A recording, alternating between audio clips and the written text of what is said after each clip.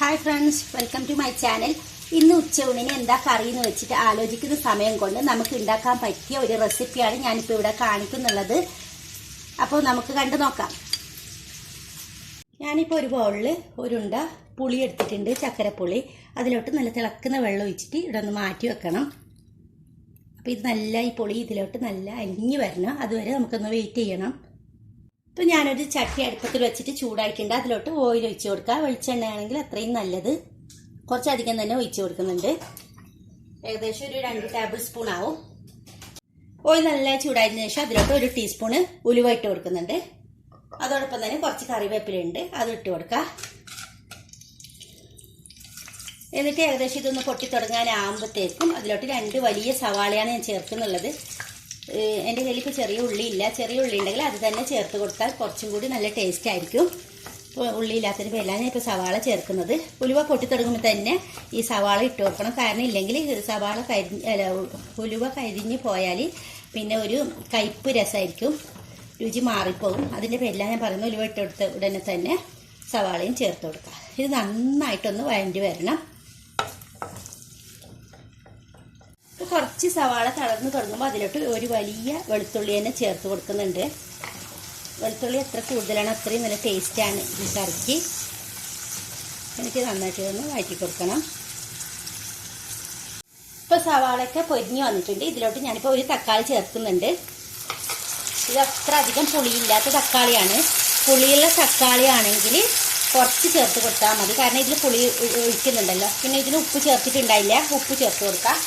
തക്കാളിയൊക്കെ നന്നായിട്ട് ഉടഞ്ഞ് വരും ഉപ്പ് ചേർത്ത് കൊടുത്താൽ. ഇത് ഞാനൊന്ന് മൂടി വെക്കാണ്. മൂടി വെച്ചാൽ പെട്ടെന്ന് തന്നെ തക്കാളി നല്ലതായിട്ട് ഉടഞ്ഞ് കിട്ടും. ഇപ്പോൾ തുറന്ന് നോക്കാം തക്കാളിയൊക്കെ എന്തായി നോക്കാൻ. തക്കാളിയെല്ലാം നന്നായിട്ട് ഉടഞ്ഞ് വന്നിട്ടുണ്ട്. എന്നിട്ട് ഇതിലോട്ട് ഇപ്പോൾ ഞാൻ കുറച്ച് മഞ്ഞൾപ്പൊടി, ഒരു 1/4 ടീസ്പൂണ് മഞ്ഞൾപ്പൊടി ചേർത്ത് കൊടുക്കുന്നുണ്ട്. നന്നായി ഇറക്കി കൊടുക്കുക. അതോടൊപ്പം തന്നെ ഒരു 2 വലിയ സ്പൂണ് കാശ്മീരി മുളക് പൊടിയാണിത്. ഇത് അധികം എരിവില്ല. നിങ്ങളുടെ കയ്യിൽ എരിവുള്ള മുളകാണെങ്കിൽ 1 സ്പൂൺ ചേർത്ത് കൊടുത്താൽ മതി. ഇതാകുമ്പോൾ നല്ല കളറും കിട്ടും ഇത് ചേർത്ത് കൊടുത്താൽ. എന്നിട്ട് ഈ എണ്ണയിലൊന്ന് മൂപ്പിച്ചെടുക്കുക. പച്ചമണം ഒന്ന് മാറി വരണം.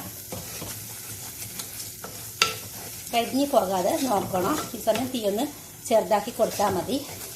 എന്നിട്ട് എണ്ണയിൽ മൂപ്പിച്ചതിന് ശേഷം നേരത്തെ കുതിർത്ത് വെച്ചിട്ടുണ്ടായിരുന്നില്ല പുളിവെള്ളം, അതൊന്ന് കൈ വെച്ചിട്ടൊന്ന് പിഴിഞ്ഞിട്ട് പുളി ഈ കുരുവൊന്നും വീഴാത്ത വിധത്തിൽ ഇതിൻ്റെ വെള്ളം മാത്രം ഒന്ന് ചേർത്ത് കൊടുക്കുക.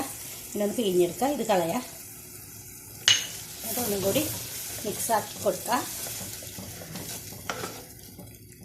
ഇതൊന്ന് ചൂടായി വറ്റി ചെറുതായിട്ട്. ഇപ്പോൾ പുളിവെള്ളമൊക്കെ ഒന്ന് വറ്റി തുടങ്ങിയിട്ടുണ്ട്. അതിലോട്ട് ഞാനിപ്പോൾ 1 കപ്പ് വെള്ളം ഒഴിച്ച് കൊടുക്കുകയാണ്. നിങ്ങൾക്ക് വെള്ളം കൂടുതൽ ഇഷ്ടമാണെങ്കിൽ 1.5 കപ്പ് കൂടി ഒഴിച്ച് കൊടുക്കുക. ഞാൻ 1 കപ്പ് ഒഴിക്കുന്നുള്ളൂ. എന്നിട്ട് ഒന്ന് ഇത് തിളക്കാൻ അനുവദിക്കണം.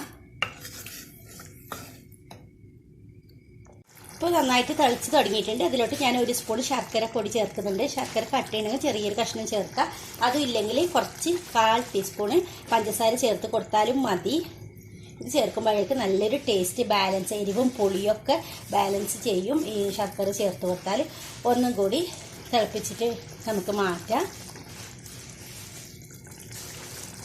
ഇപ്പോൾ ഓയിലൊക്കെ തെളിഞ്ഞ് മുകളിലോട്ട് വരുന്നുണ്ട്. ഇതാണ് ഇതിൻ്റെ പരുവം.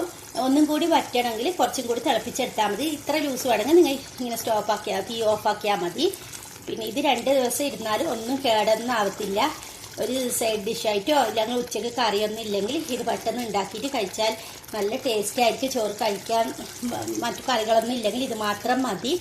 അപ്പോൾ ഇതിനെ തീ ഞാൻ ഓഫ് ചെയ്യാണ്. ഒന്ന് ഇരിക്കുമ്പോൾ ചട്ടി ആയതുകൊണ്ട് കുറച്ചും കൂടി തിക്കായിട്ട് വരും.